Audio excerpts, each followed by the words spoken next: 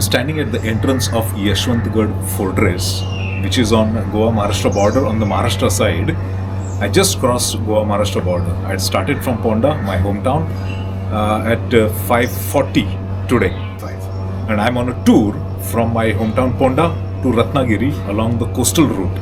Not the main highway, not the Goa-Mumbai highway, but I've taken the coastal route. This is a beautiful route all along the Arabian Sea, the west coast of India.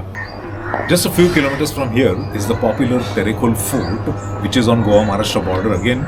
But that fort is now a hotel and they open for visitors only after 10 am.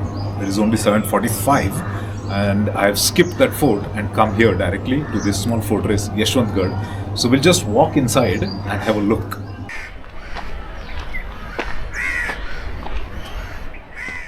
So we are in Redi village in Maharashtra, just few kilometers from Goa-Maharashtra border.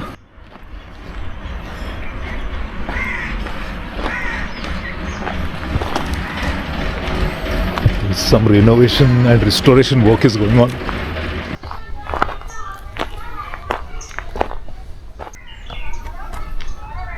Here's the history of the fort, and that's the layout of the fort.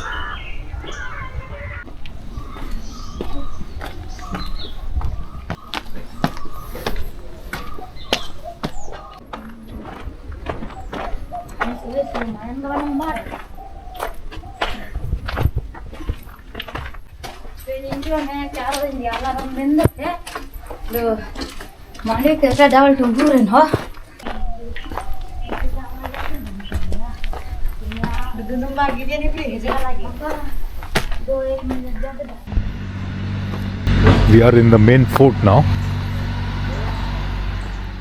A lot of restoration going on.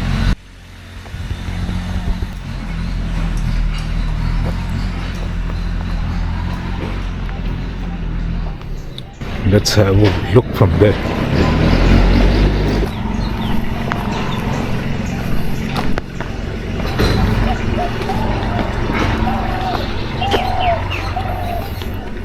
Wow, look at that. That's the Arabian Sea.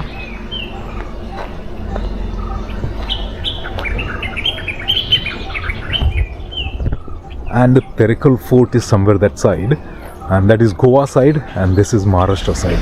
That is south and north. That's how I came up just now.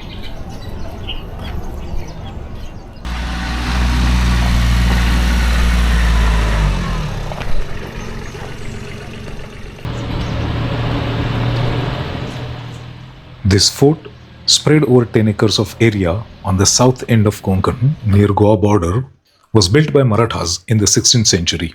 It was built to guard the coastline. This fort happens to be one of the hundreds of forts built by Marathas along the 720 kilometers coastline of Maharashtra. The Portuguese conquered this in the year 1746. Later, through peace treaty, they handed it over to Sawants of Sawantwadi. And later, in 1765, the British East India Company captured this fort.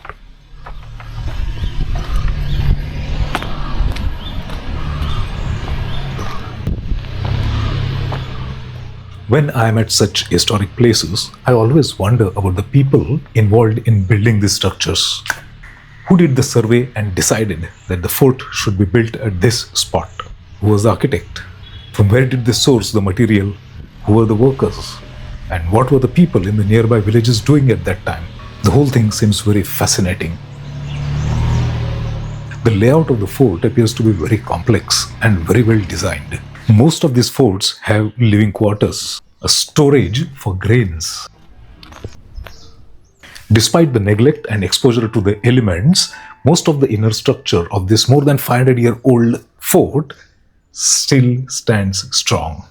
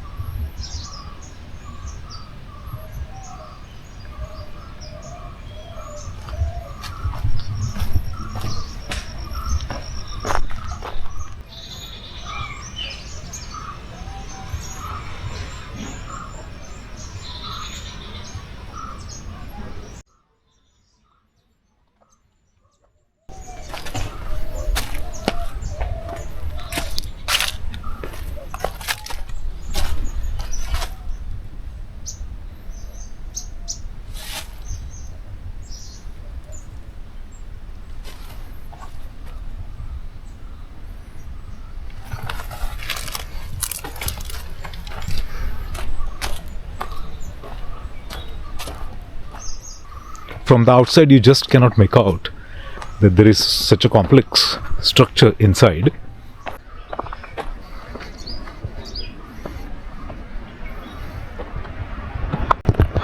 And look at that. That's Redi Beach. Superb view. Superb view. You can see a lot of birds there. Cannot make out what birds. This is amazing. Redi Beach.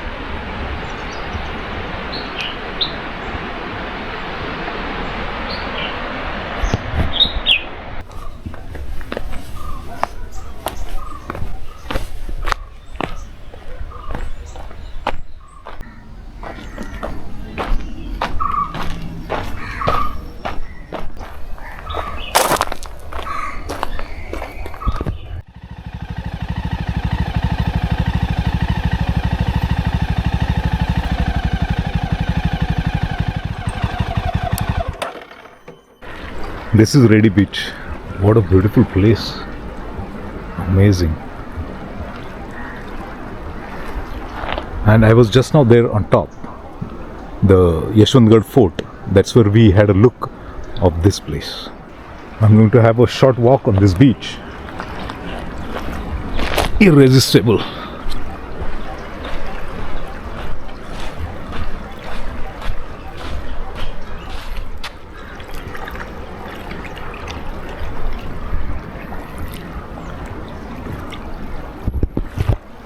Clean and peaceful.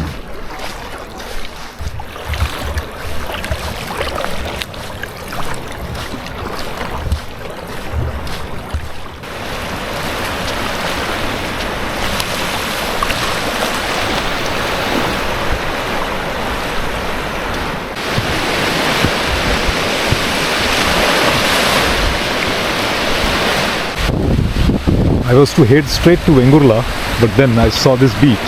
It is not even 200 meters from the fort entrance. So I thought I'll take a walk on the beach. Beautiful.